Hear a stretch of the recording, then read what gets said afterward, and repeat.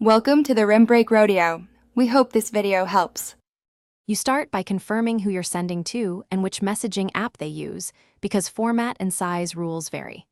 Open the conversation thread now and tap the Compose area. This is where you'll attach. If the image is in your photos, make sure it's the final version. Crop or edit before sending to save time. Once done, tap the attach or camera icon to bring up recent photos and options for new capture. This sets the stage for a smooth transfer. Select the photo or multiple photos you want. You can tap each one to preview. Once selected, add a short caption or use the edit tools to crop, rotate, or annotate. These small changes clarify intent and improve framing. Make sure to inspect size and format. Some apps compress automatically, others need you to choose send as file or reduce resolution. When ready, press send. The app will upload. If progress stalls, retry the upload or switch networks, because connection matters. After sending, watch for the app's delivery status, sent, delivered, or read, so you know it reached the recipient.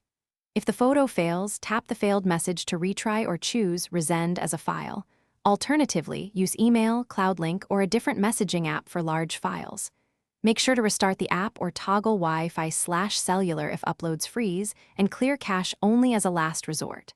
One key tip: if photos consistently fail, test with a smaller image to isolate size versus network issues.